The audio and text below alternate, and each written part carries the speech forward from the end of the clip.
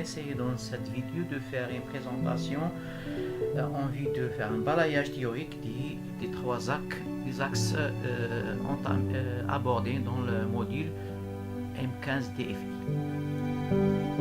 Donc nous allons parler de trois axes, à savoir l'innovation technopédagogique, dispositifs innovants et les mots. On a souvent tendance à concevoir l'innovation comme le fruit logique et déterminé du progrès scientifique et d'évolution technique. C'est une vision très partielle, elle est idéalisée et ornée. Donc, l'innovation a une vision plus complexe qu'on ne le pense généralement. Donc, nous allons donner une définition précise. L'innovation, dans le dictionnaire courant, est une action d'introduire quelque chose de nouveau en termes d'usage. Elle est liée au concept de la création ou générer des idées, mais le concept a un caractère opérationnel et qui nécessite une organisation et des conditions pour le mettre en œuvre. En outre, c'est un concept large et polysémique qui s'applique dans tous les domaines en fonction des catégories et des contextes et des centres d'intérêt. Généralement, il porte sur la pratique, la méthode, l'enseignement, la procédure et les outils nouvelles, par exemple l'innovation et l'éthique. Ensemble, l'innovation est un processus de changement complexe, dynamique, qui s'inscrit dans la durée. Son pilotage dans un dispositif est complexe. Ainsi, les choix épistémologiques et méthodologiques des projets d'innovation technopédagogique sont durables et pérennes. C'est un enjeu et problématique. Donc, ce que nous allons découvrir par la suite de cette vidéo dans l'axe des dispositifs innovants.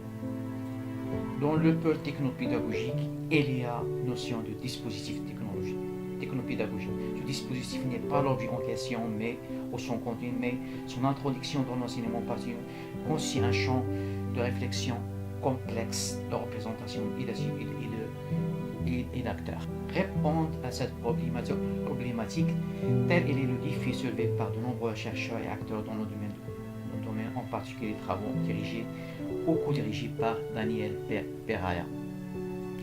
Peraya donne une définition à la notion de dispositif technopédagogique en particulier et le considère comme un lieu où se manifeste l'interaction sociale, la coopération.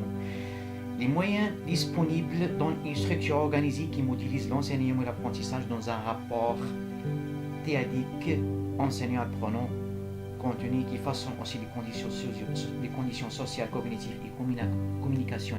Donc, l'innovation est une instauration d'une nouvelle culture et s'installe ainsi des enjeux suite à l'intégration des technologies éducatives, où se dégagent les objectifs, les motivations, les intérêts, des contrats propres qui peuvent résulter. Donc, des nouvelles exigences en termes de médiatisation et de médiation. C'est une autre compétence à mobiliser pour passer d'un concept de l'information comme outil à l'interfact, au modificateur de pratique qui résulte une analyse réflexive de la pratique, une construction de l'autonomie, une conception nouvelle de l'apprentissage, analyse de l'attitude de l'apprenant, une émergence de la notion de guidance et de médiation didactique. Après avoir parlé dans l'axe 1 de la notion de l'innovation pédagogique, nous allons passer maintenant.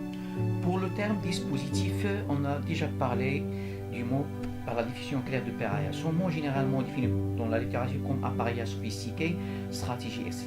Mais dans le champ disciplinaire éducatif est un ensemble cohérent de ressources, de stratégies et des méthodes et d'acteurs qui interagissent dans le contexte d'apprentissage, dans le but d'atteindre les objectifs escomptés.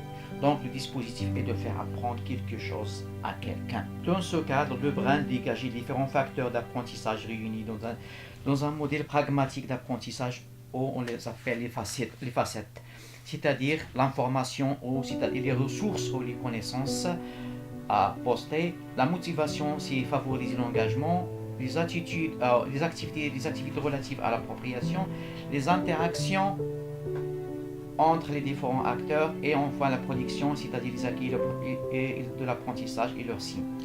Donc, qu'est-ce qu'un dispositif hybride? Il se caractérise par sa dimension innovante liée à la mise à distance. Il suppose l'utilisation d'un environnement technopédagogique qui repose sur les formes complexes de médiatisation et de médiation. Ainsi, on peut dire que c'est une modalité qui permet d'ancrer l'innovation sur les pratiques anciennes selon découvert. Charlie et Peraya en 2006 ont mis une typologie pour caractériser les dispositifs hybrides. Ce cadre propose 5 dimensions pour une telle description du dispositif. On cite la mise à distance et les modalités d'articulation, l'accompagnement humain, les formes particulières de médiatisation et de médiation et le degré d'ouverture des dispositifs. Une autre étude faite par Peraya en 2011 dans cette continuité de recherche sur les dispositifs hybrides qui s'attache à analyser les effets sur les différents acteurs appliqués dans leur expérimentation. La typologie qu'on a vue dans le cours du module permet de dégager cette étude sur les dispositifs hybrides et de leurs effets. Pour chaque configuration est aussi définie et illustrée par des exemples concrets. Ces configurations sont regroupées selon le degré d'exploitation du potentiel technopédagogique du dispositif. Vous pouvez consulter le contenu de cette typologie en cliquant sur les liens ci-dessous. Pour synthétiser l'axe 2, on peut dire que les dispositifs de formation innovante peuvent prendre 3 positions selon Bonai, Charlet et Sanders. L'enclave, c'est-à-dire la rupture avec les pratiques habituelles de l'institution. Tête de pont, c'est-à-dire les dispositifs de rupture affectant l'institution. Et enfin, la pratique ancrée, c'est-à-dire le dispositif est complètement ancré. Donc, aussi, il faut s'interroger sur les différents aspects dans l'environnement technopédagogique, s'interroger sur les scénarios qui vont mettre en interaction les objets et les fonctions et les différents paramètres du scénario pédagogique.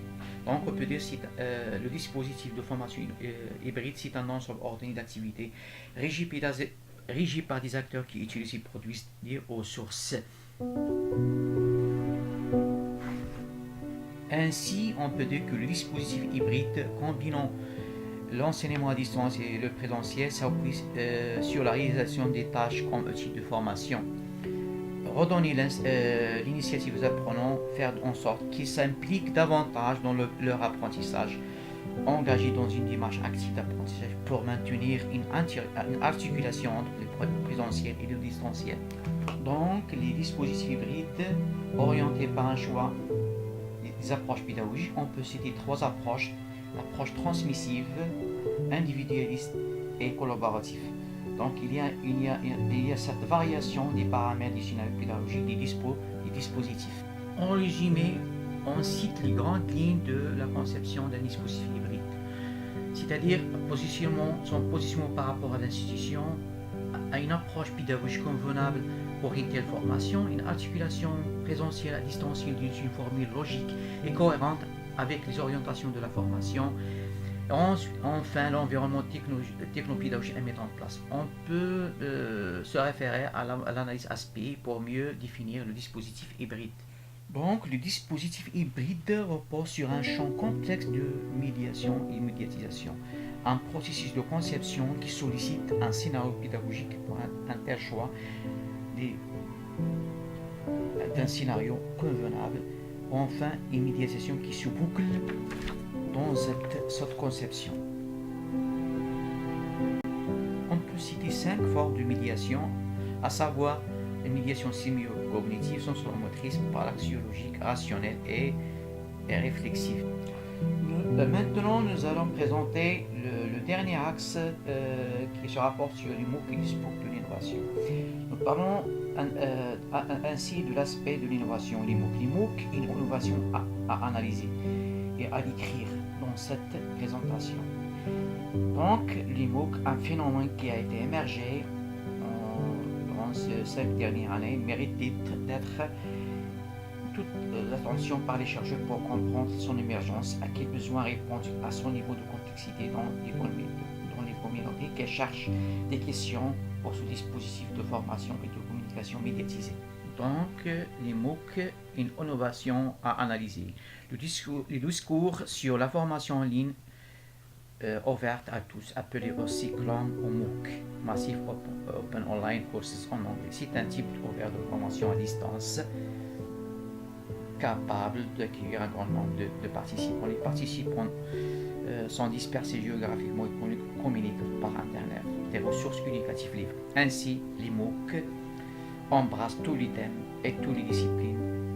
Nombre d'entre eux abordent des questions liées à l'innovation numérique, qu'il s'agisse de pédagogie, d'économie et d'entrepreneuriat. Une formation ouverte en ligne, les apprenants bénéficient de contenu médiatisé sous forme numérique, sous forme de vidéos en ligne et d'activités collaboratives, ainsi que des conseils et des consignes variables, et peuvent bénéficier aussi d'une certification à la fin de la formation. Il faut signaler que le premier MOOC a été conçu par George Siemens et Sundance, qui s'appuie sur des réseaux de contenu et de personnes, et sont appuyés sur l'approche pédagogique de cognitive qui se propose de revisiter l'apprentissage à l'ère numérique. On peut citer des modèles du MOOC, à savoir le CMOOC, XMOOC et les SPOOC. Pour le XMOOC, c'est un modèle d'apprentissage classique basé sur du cours, exercices et contrôle de connaissances acquises.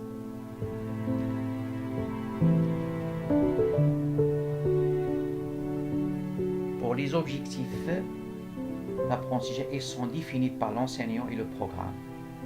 Donc, apprendre, c'est suivre le cours. Les ressources sont définies dans le cours. Pour le CMOOC, c'est un autre modèle d'apprentissage basé sur l'approche cognitiviste, c'est-à-dire la connaissance est construite par les participants dans un réseau de connexion vaste et indéterminé. Les objectifs sont définis ainsi par l'apprenant. L'apprentissage se fait par la navigation tout en mobilisant les compétences diverses, sélection de recherche.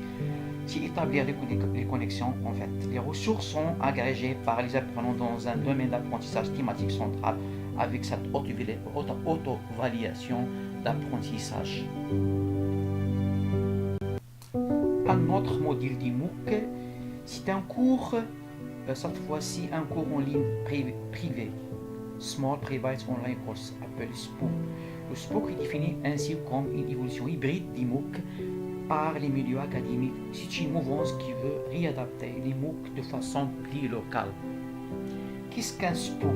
Small Private Online Course, cours en ligne petit et d'accès réservé, c'est-à-dire faire jouer des cours en plus petits groupes qu'un MOOC pour un public identifié et quantifié avec un accompagnement pédagogique plus intense.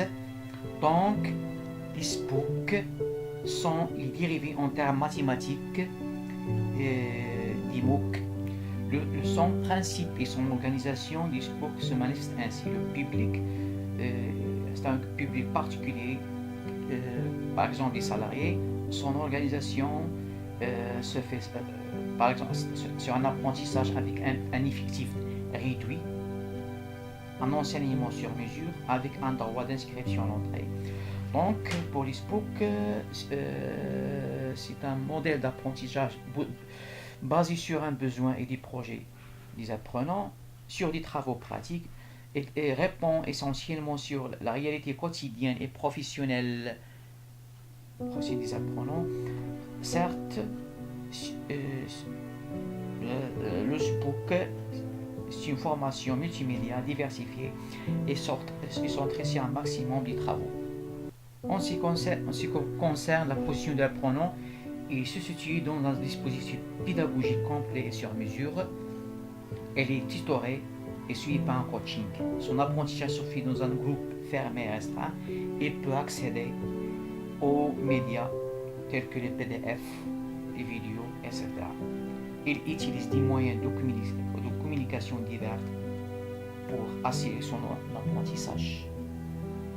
Donc, pour les SPOOC, on peut dire qu'il a des caractéristiques qui s'identifient avec celles des caractéristiques du MOOC. On peut dire que le guidage pédagogique est assuré d'une façon permanente et efficace.